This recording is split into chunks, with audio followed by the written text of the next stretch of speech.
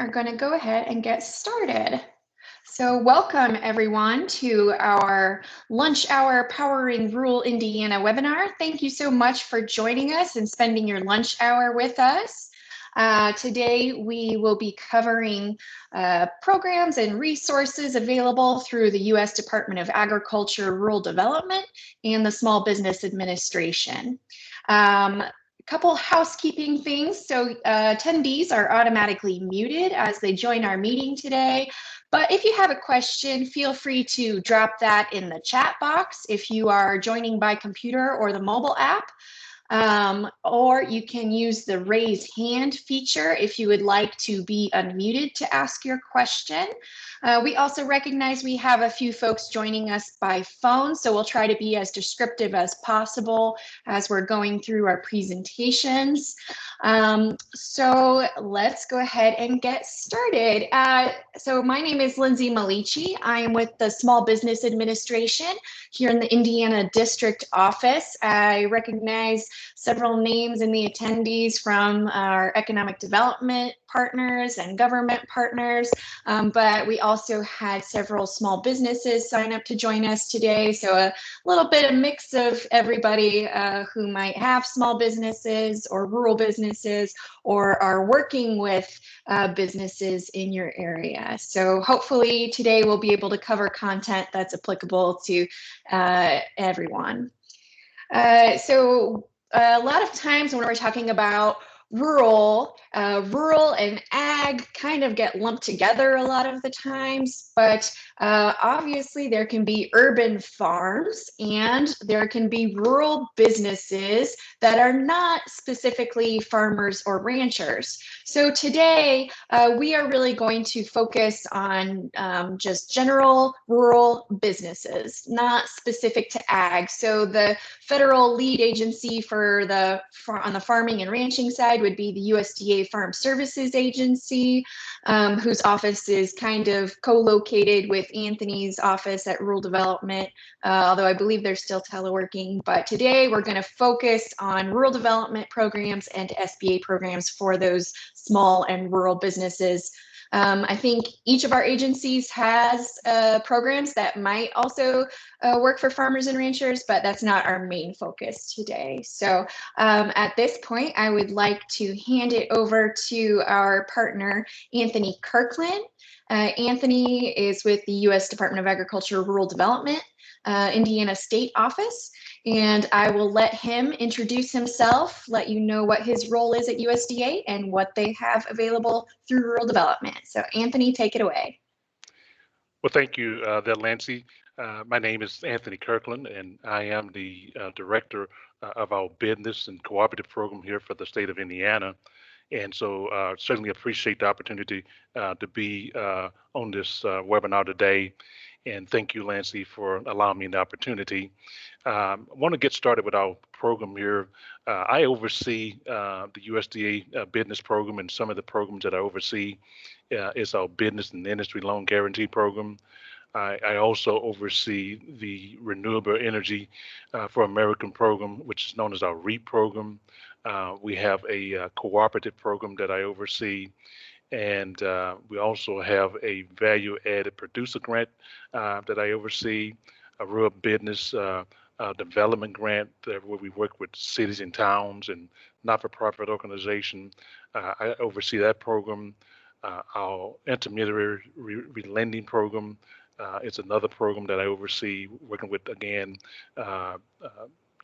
cities and towns and communities with that program, with the relending program. And then we also have a new program on the docket known as the Higher Blend Infrastructure Incentive Program, where we basically, the purpose of that program is to increase ethanol and biodiesel sale. And there's a new program on our docket that I oversee.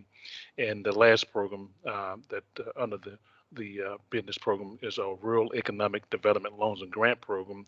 Again, we work with RMCs, and we also work with cities and towns with this program by being able to help them to help rural small businesses. So those are just some of the programs that are overseen here by the USD business program. Get started with my slide here. Now, we're basically located in Indianapolis. Is our headquarter office there in Indy, but we also have 7 area offices throughout the state. And you'll see that basically in those area office, that's is where all of our program are administered at, and we have folks in those offices that are designed to specialize in specific programs. Up in the northwest side here, we have our basically have our Knox office, and we have our Columbia City office. Then we have Crawfordsville, Muncie. Then we also have an office in Boonville, North Vernon, and Jasper office. And with my tenure with the agency, I've been with the agency for 30 plus years, and I have basically worked the whole state, so I'm very familiar with the whole state of Indiana. All right. Now, we want to basically focus here today with the One RD Guaranteed Loan Initiative. This is a new program that basically we rolled out in October 1st of 2020, and this is the new guarantee loan program for the USDA. Under this program, the main objective of the program is that we wanted to make the program easier for lenders to be able to access the program, and we basically operate 4 program areas under the USDA. So we wanted to make it easy so that as the lender is working with these 4 program areas, they're not working with a whole lot of different forms and things. So these 4 program areas is our water and waste program, where we are able to help rural communities to do different projects, whether it be water or wastewater type projects under the guarantee program. And then we have our community facility guarantee loan program. This program is designed where we're able to do essential projects in the rural area. One of the type projects that we're able to do will be like a hospital, fire station, basically town halls, any essential community projects. We're able to do that under this program. Then, of course, we have our business industry loan guarantee program and our rural energy program for America, which is known as our REAP program. And with this program, again, it's basically where we're doing either energy efficient type projects, or we're doing renewable energy type projects. So these are the 4 program area, and what this One Guarantee program have done is made it easier for the lender. Let's go to the next slide here. And let me close that. Our next slide here talks about the benefits of the guarantee program. Well, one of the benefits is that there's a common application process, making it basically, again, easier for the lender to be able to access any of those program areas that I mentioned before. And we talk about the application process. As a lender, the new application is the 5001-1. That's the application form itself. We have a lender's agreement, which is 5001-2. So you have those 2 forms are the only 2 forms that are required. And then, of course, the lender analysis. As a lender, you continue to do your lender analysis. And in that lender analysis, we want to just ensure that you address the 5 C's of credit. When you're looking at the 5 C's of credit, we're talking about capacity, capital, collateral, character, and conditions. You're going to be addressing those. And then once you do that, you're going to also do the appropriate level of environmental review. And once you complete all of those items, submit it to the USDA, we'll review it, and then we'll be able to issue you what we call a condition of commitment. Once you receive that condition of commitment, that would be your marching order to proceed and close a loan. And once you close your loan and provide all of your documents that the loan is closed to the agency, we have 2 days to be able to issue you what we call the loan note guarantee, which is the final document that you're going to need.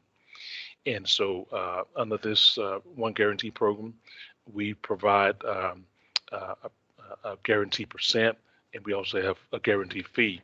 I want to kind of cover just real briefly the guarantee percent and the guarantee fee.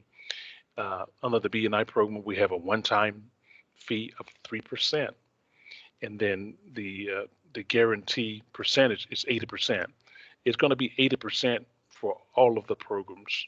Okay, under the old program, there was a graduating scale. We've done away with that. It's just a 80% is the flat guarantee percentage that we use now. The fee is 3%. Now, if you're looking to do a community facility type project, that fee is 1.5%. If it's a REAP project, it's 1%. Now, we also have what we call a guarantee. Standing water on it about like this. Is it supposed to have that? We have a guarantee retention fee, which is known as the renewal fee. That fee is 0.5% for all of our programs except the energy program. Okay, so those are just some of the fees. We are able to do, if someone wants to do a new construction project and receive a guarantee prior to the construction, we could certainly do that. If you're looking to do that, there's an additional fee of 0.5% for being able to do the project for new construction. So those are some of the fees that are under the program. The other part that this slide talks about is the lender being either an approved lender or a non-regulated lender. We can work with any lender, basically what the guideline specified. Any lender is eligible to work with our program. And if you're not a regulated lender, we can work with you in order to get you through that approval process, okay? So those are the benefits of the program.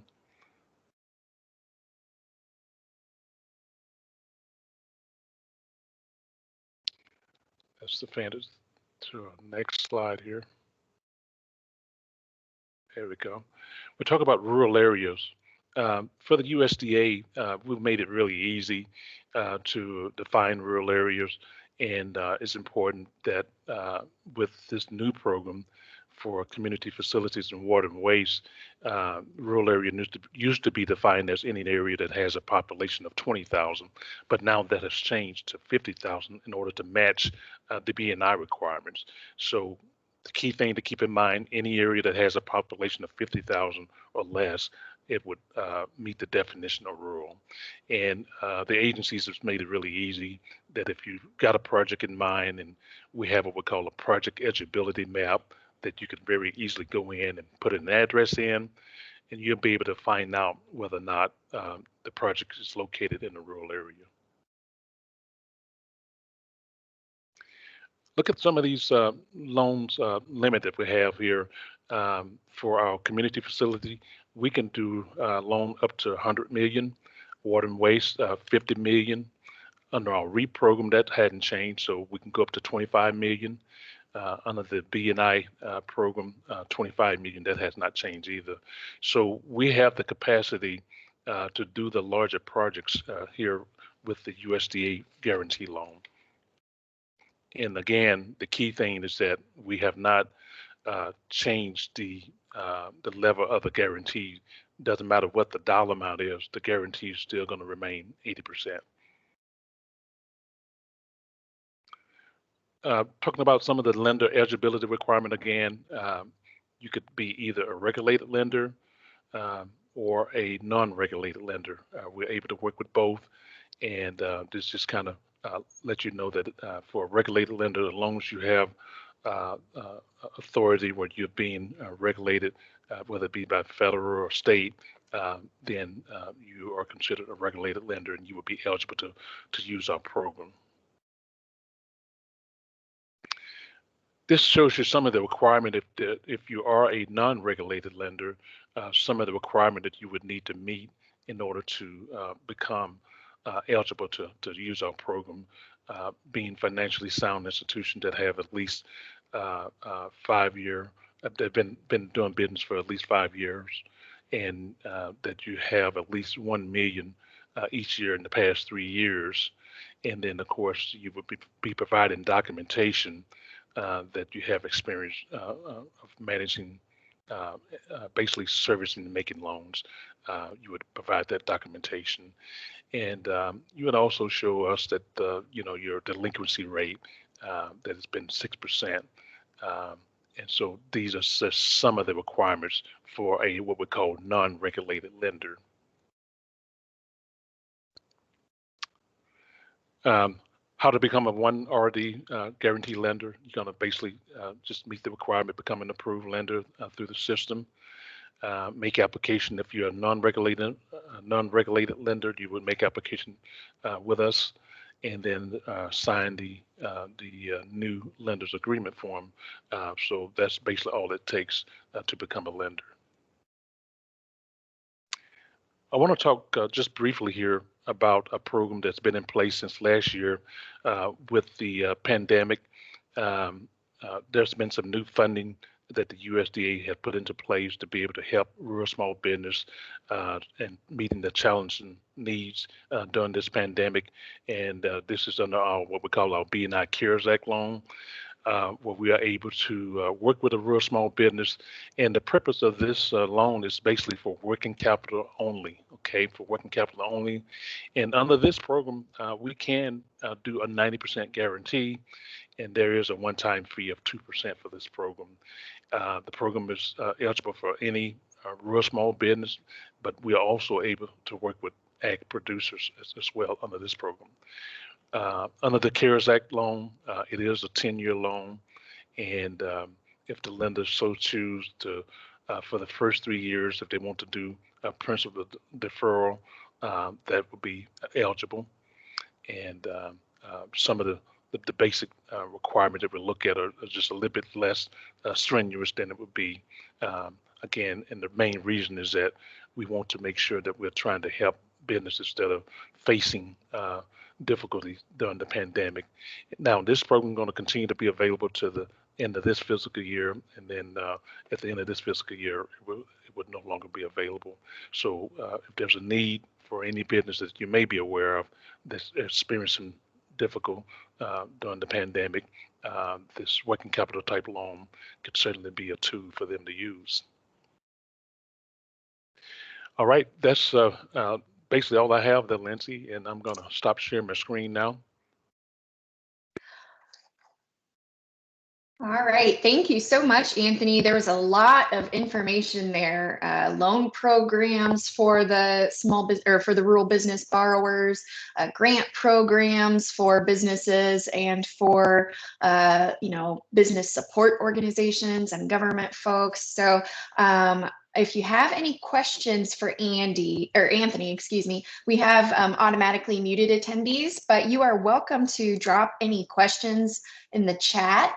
If you're joining us by computer or mobile app, you can also use the raise hand feature if you would like to be unmuted to ask your question live. I believe if you're joining by phone call-in, you can hit *6 if you'd like to unmute yourself. So I'll give folks a few moments if they want to use any of those options. But Anthony, thank you again for sharing that information. And maybe it's because I work at SBA, but it feels like all of the pandemic programs for small businesses have been focused on PPP, EIDL. So it's great to know that there's also this B&I CARES Act program out there. So, it's not a forgivable loan like PPP, but it's another option for small businesses or for rural businesses who might still be struggling. So it's a great option for them to access working capital. So just want to make sure that that gets some extra attention here. Did I hear someone on the phone unmute themselves? Anybody have a question? Yes, that was me. I'm sorry, my husband interrupted during the conversation. But I wanted to know a little bit more about the CARES Act loan for the working capital. And I didn't catch how much it cost to apply for that loan. I'm not a lender. I'm a small business. But I would access through the CARES Act loan. Yes, this is Anthony Kirkland here with the USDA, and so thank you for your question. Regarding the CARES Act loan, you would work with the lender of your choice, and you would be able to let them know that you're interested in the CARES Act loan. And basically, like I said, it is a 90% guarantee. There's a one-time 2% fee for the program. And so it's a program designed strictly for working capital, where you'll be able to show that because of the pandemic that you've been experiencing and you've had maybe some losses, the lender will be able to work with you and to complete that application. Okay, and and then again, I wouldn't need the letter or to close the loan, the note of guarantee. Do I have to go through all those steps, those 5 steps, to get that letter of guarantee to my lender? No, the lender that you're working with would be the person that we'll be working with directly, the USDA. So they would be our customers, but you'll be working with the lender of your choice, and they would pretty much kind of guide you throughout the whole process. Okay. And if you could get my contact information, sure. and certainly as you talk with your lender, feel free to call me or email me, and I can make sure that they understand how that works. Yes, Yeah, for sure. Yeah, sorry. I've dropped links in the chat to Rural Development's business programs if you want to dive into more details on each specific program, as well as the landing page for the Indiana State Office with all of the Indiana Rural Development contacts. So feel free to use those links if you're joining us by the app. Anthony, if they're calling in, how can they best get in touch with your office? I am. You're muted, Anthony.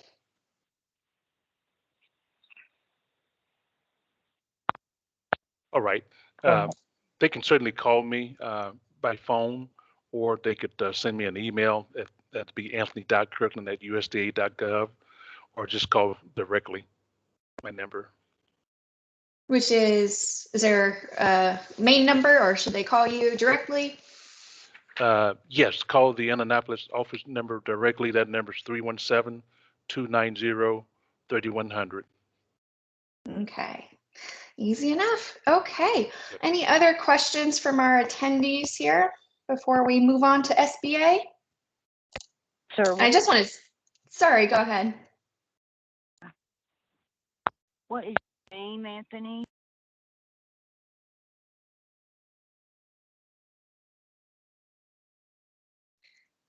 Yes, my name is Anthony Kirkland. Again, that number is 317-290-3100. Okay, and I just want to say too, the eligibility maps for USDA business programs are very easy to use. All you do is drop in the address of the project address, and it'll tell you, give you a preliminary indication of whether or not that is considered rural. To me, it seems like, obviously there are the main cities, Indianapolis, Fort Wayne, Evansville, like those types of areas that might not be eligible from a rural standpoint, but even some of those outlying areas around those cities, you don't have to be too far outside of those cities sometimes to get an eligible address. So I know I've encountered that in the past. So. All right. Well, thanks again for joining us, and thanks to Anthony for that rural development presentation. Anthony, can you see my screen okay?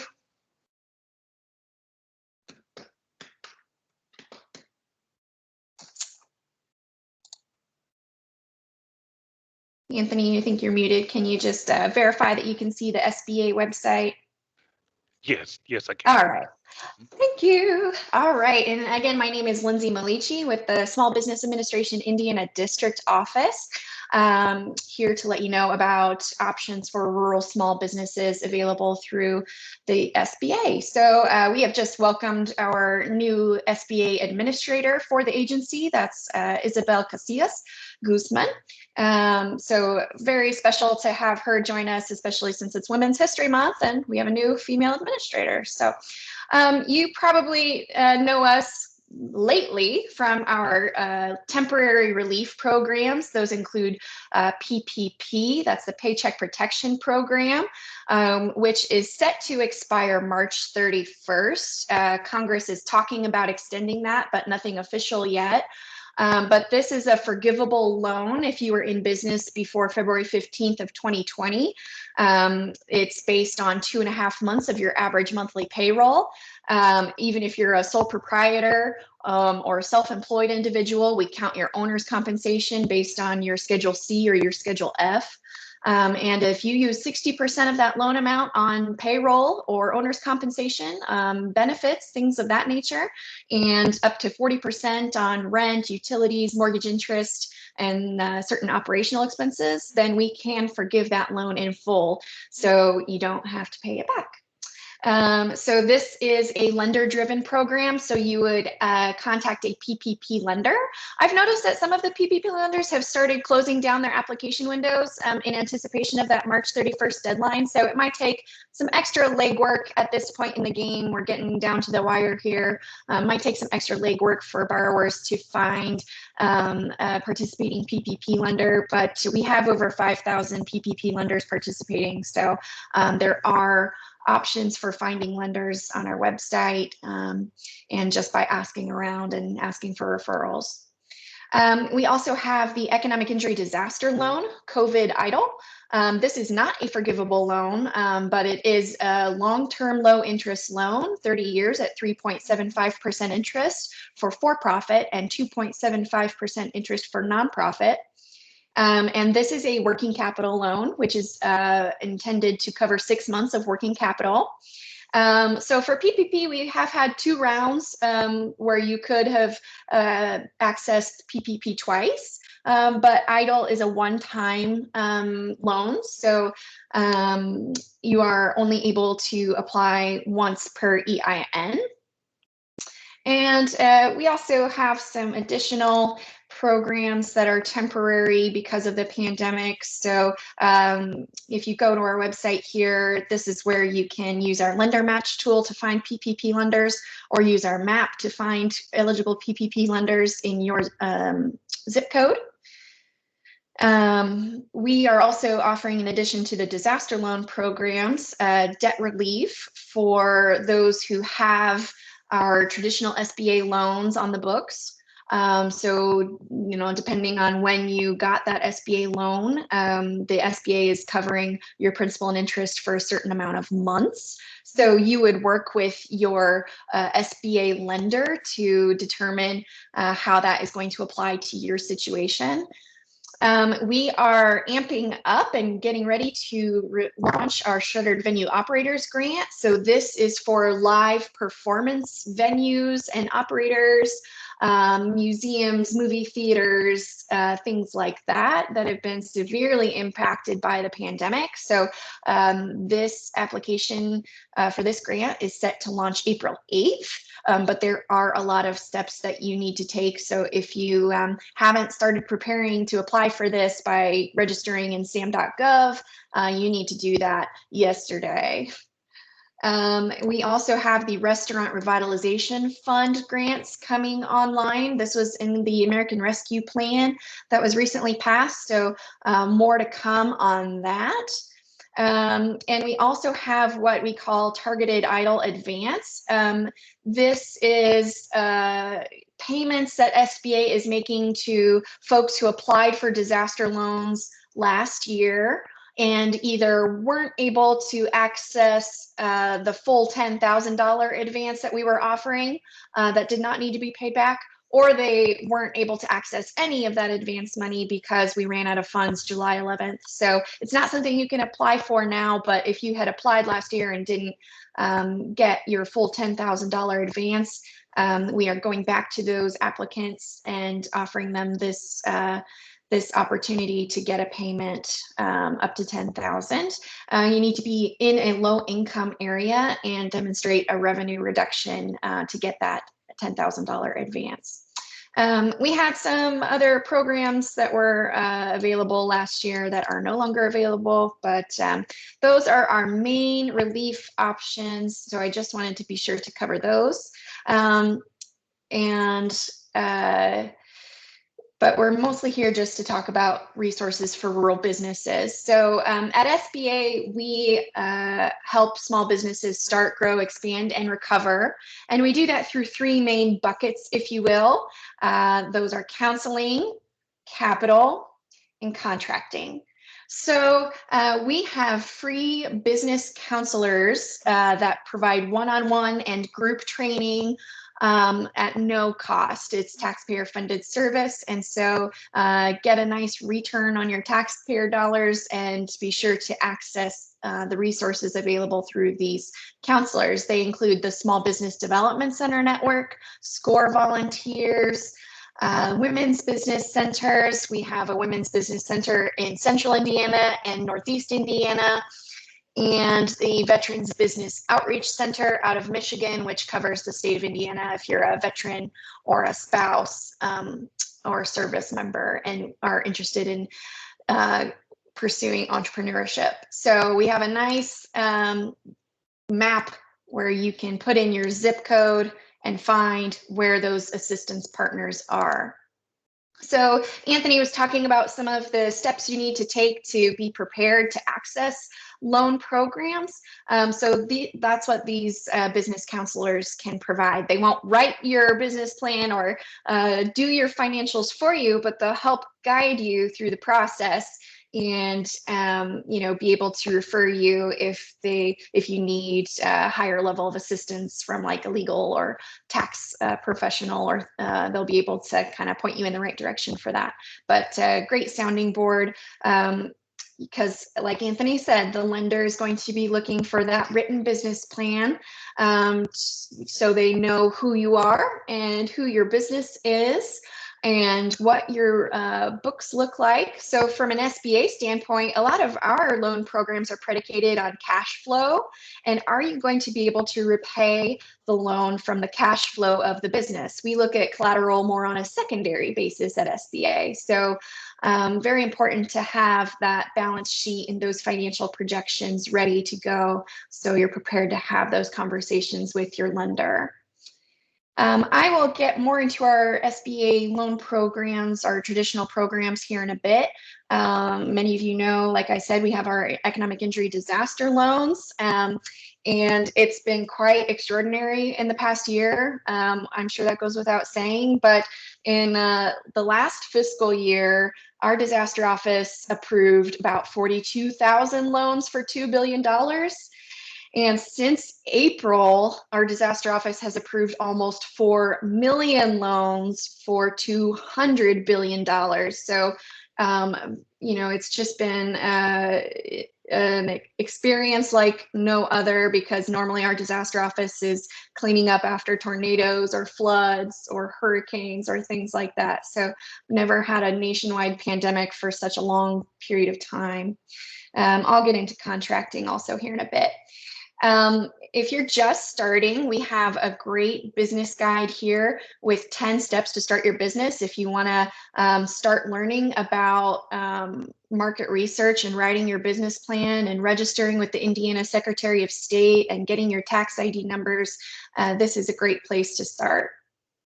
So particular to rural businesses, we have our traditional SBA financing options. So like USDA's B&I, Business and Industry Loan Program, our loan programs at SBA are also lender driven. So except in the case of disaster loans, SBA is always the government guarantor, not the direct lender. So you would work with a participating lender to access SBA backed financing. The benefit of doing that for the borrower's perspective is longer repayment terms. Like, for example, real estate, we can go out to 25 years, which is quite longer than the conventional financing options. And we can also do it with lower down payments. The interest rates are going to be pretty competitive with traditional market rates. But there are a lot of benefits to going the SBA guaranteed route, and your lender can let you know if that's the best option for you and your project. So our biggest program is the 7A loan program, and this can be used for basically any kind of legal business activity. So whether it's real estate or equipment acquisition, or a build out, expansion, a working capital, refinancing of business debt, it's kind of all encompassing. So we go up to $5 million. With the SBA guarantee amount and interest rate depending on the size of the loan and the maturity of the loan. Our 504 loan program is also a delegated loan program, and the lead on this program is what we call a certified development company, or CDC. And this is basically a three-way loan whereby the borrower is usually contributing anywhere from 10 to 15% down. The CDC usually covers about 40% of the loan value, and the interest rates for the CDC junior lien position is very low right now. I mean, we're talking like 3% or less. And then usually a third party lender, you know, your bank, your credit union, or some kind of lender like that is providing 50% of the loan in a primary position. So the 504 program is designated mostly for real estate and long-term equipment financing.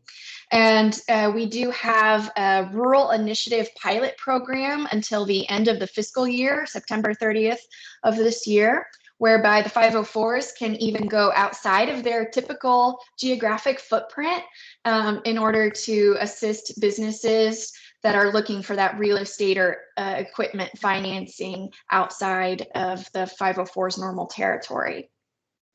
We have our microloan program. So we have 3 Indiana-based microlenders, and these are nonprofit mission lenders who work especially well with startup businesses that maybe don't have the history that banks want to see for our other programs or for those bigger loans, or maybe for rural businesses, women-owned businesses, veteran-owned businesses, minority-owned businesses. That's really where they excel in providing loans up to $50,000. So we have 2 microlenders that are in the central Indiana area, and their territories vary, but we have the Business Ownership Initiative out of the Indy Chamber.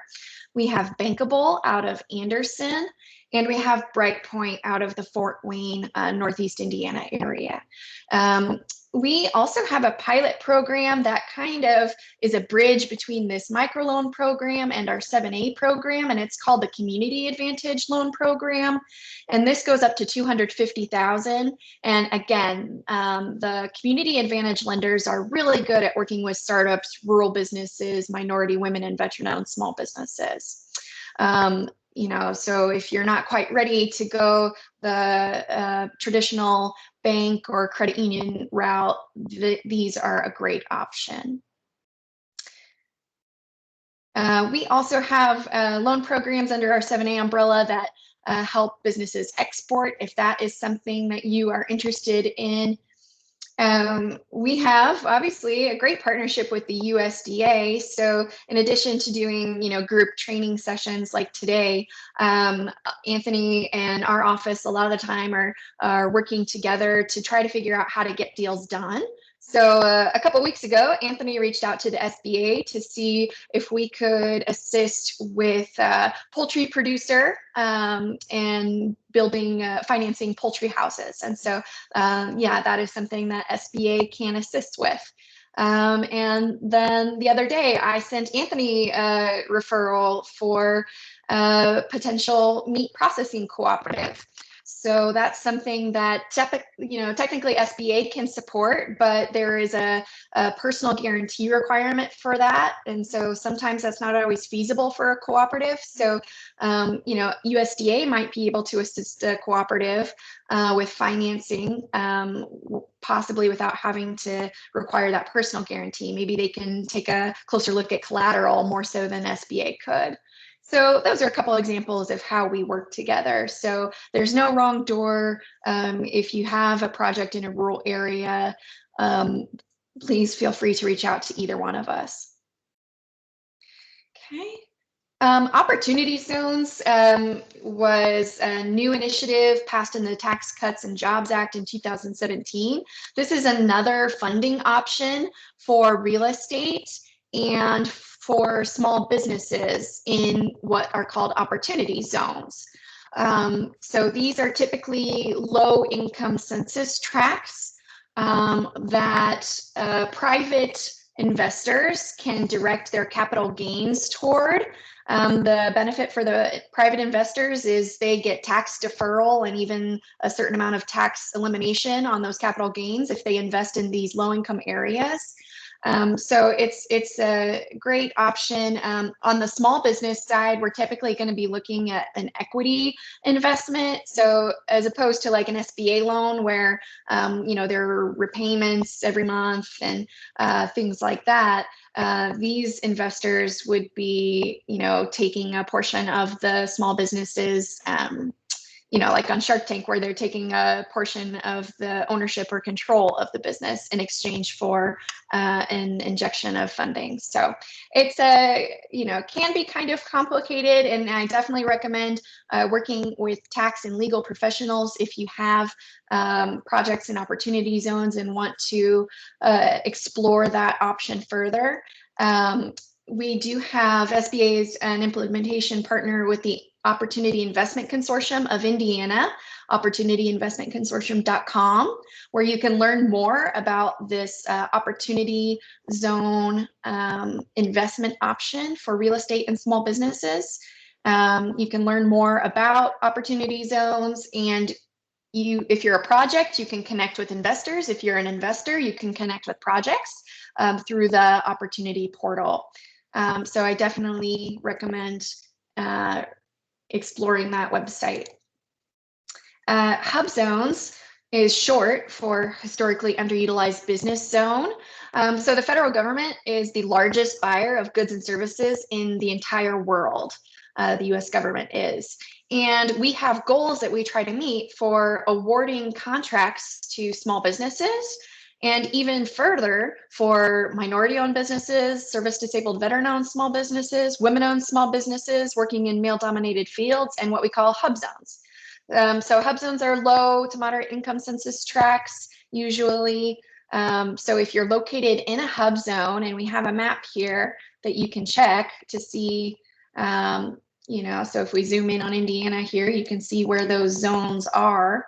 So if you are a business located in one of these zones and are interested in selling your goods or services to the federal government, you can get kind of a leg up when you're competing for those contracts, because those contracting officers want to award contracts, sometimes with limited competition, to businesses in those areas.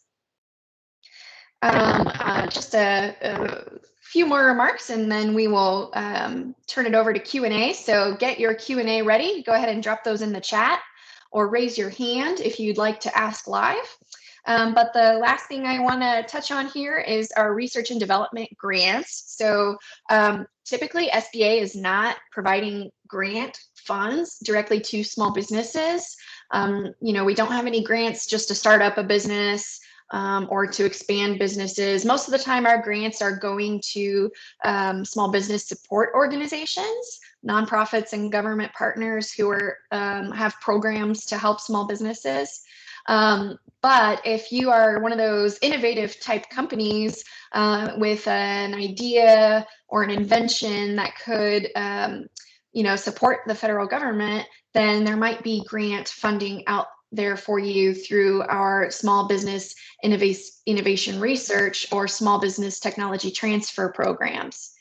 So you can find more on that at sbir.gov. We have over a dozen federal agencies that provide grants to these innovative companies, and SBA is the coordinating agency for that. So for example, there were small businesses that received this kind of grant funding who supported the Mars rover that just landed on Mars. So it's really cool to see small businesses making big contributions with support through these grant funds. Please subscribe to our e-newsletter because things are changing all the time, and so it's best to stay up to date by signing up for our email. And with that, are there any questions? I want to check over here in the chat. Thanks for the information, Nicole says. We are a new business incubator in Southwestern Indiana. Yay! Who can I get in touch with at SBA to discuss entrepreneurship programming and resources? Nicole, I would love to touch base with you. So I will drop my info in the chat. It's just lindsay.maliqui. Say that 5 times fast, MALIQI at SBA.gov. And my number is 317-226-7274. That's the easiest way to get directly in touch with me. So I will be looking out for your email or your call. Anyone dare to unmute yourself from the phone? Again, *6 or raise your hand. Kenji says, which program is right for starting a new farming operation in Indiana? Example, an experienced farmer with profitable farms in other states that wants to expand a new farming operation in Indiana. What are the upfront requirements? So Anthony, feel free to chime in here, but it depends on what exactly you're looking to finance. So if it's land acquisition, FSA, USDA Farm Service Agency might be the first stop. But if you're looking to build a building or add equipment or, certain other aspects to the project, there might be things that rural development or the SBA can assist with. So for our SBA programs, again, those are delegated programs that are lender driven. So you would find a private lender to get the SBA backing on those types of loan options. Anthony, feel free to chime in. Okay. Yep. Lindsay, I would totally agree with what you said. Probably starting off with the FSA office, and you can find in every county there's a farm service office there that you could work with and be able to get information about beginning farmers. Great. Yeah, and there is a ton of literature on the USDA website, both at FSA and rural development, informational materials for that. It sounds like this is a very experienced business person, but just for anyone else who's interested in that type of information, I would definitely check out USDA.gov. Kenji says equipment mainly. So yeah, that might be a 504 loan program. So 504 is the SBA backed loan for real estate and long-term equipment. So that might be something, or it might be a B&I loan. So the terms are going to vary depending on which loan program it is, the loan amount, the loan maturity, etc. So again, your lender can help you weed through all those program requirements. Anybody brave enough to turn on their camera? Feel free to say hello.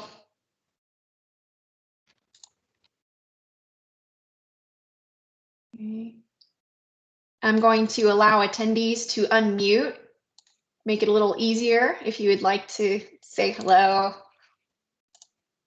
Everybody. Hello. Hello. Hi, everybody. Nice to have some informal group participation. So, My name is Rebecca.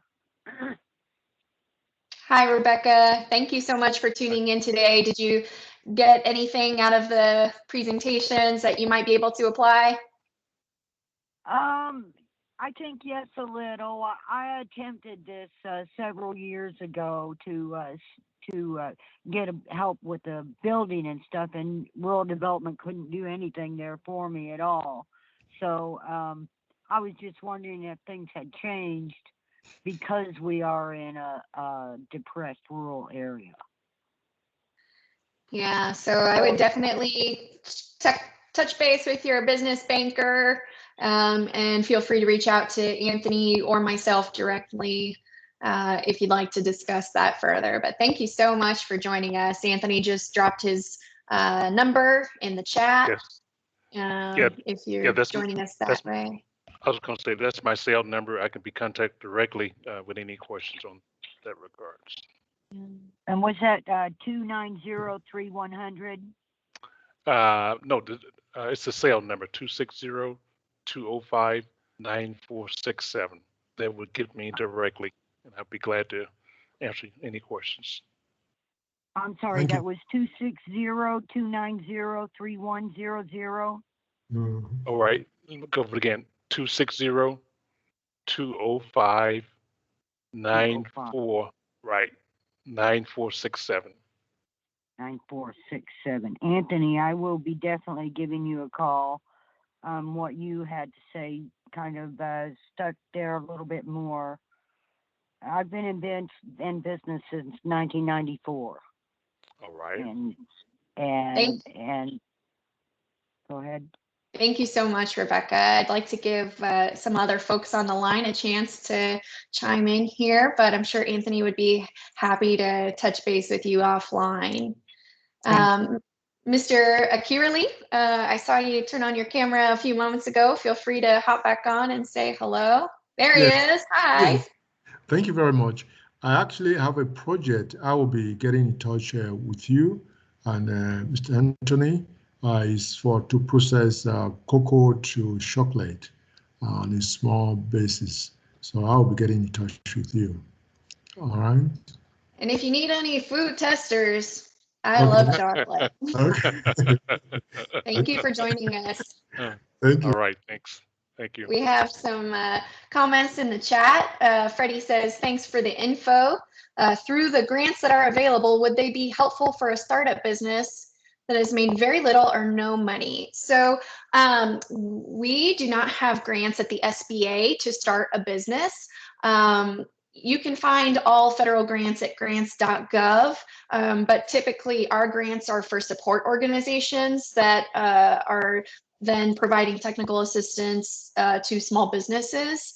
But there might be other grant options out there for businesses. It just depends on what kind of business you are and what you're trying to accomplish with your grant funds. So you might try just an internet search for example, rural business grants or minority business grants or grants for energy efficiency improvements, you know, things like that. And there might be some grants on the private nonprofit or through state or local government that can assist with that. So Lexi says, I'm a representative from my local Main Street group. Hi, Lexi. Is there a good one-pager that I could possibly share with our businesses who might not have been able to attend today? So Lexi, I believe that I should have your email address from the Eventbrite registration. So I will try to touch base with you afterwards and maybe send something out to the whole group of those who registered so that that information can be shared after. So thank you for your willingness to help get the word out to those Main Street businesses. Sure, Nicole. I don't know if it's going to be a one-pager exactly, but we'll figure it out. Reddy says, thank you, no problem. Kenji says, are there specific USDA and or SBA programs for rural broadband expansion in Indiana? Example, extending last mile access to 5G and other broadband connections in low density rural census blocks. Anthony, I think if you want to take the lead on that, and if I have anything to add, I will. Okay. Yeah, under the USDA, we do have a broadband program where you're looking to basically it's a loan, and Anthony Tyndale out of Ohio is the representative for the state of Indiana that does all of our broadband loans and grant funding. I'm going to get his information and then I'll put it in the chat here so that you have that, okay? So all you need to know is call Anthony at USDA. It doesn't matter which Anthony. They'll be able to get you in the right place. Yes, yes. Anyone else care to say hello or any other questions? Going once, going twice. All right, well, we'll give you back another 5 minutes of your day, but thank you so much again for spending your lunch hour with us. It's great to be here with you today. And if you have any questions, please don't hesitate to reach out to us directly. Thank you so much. Take care. All right. Bye-bye. Thank you.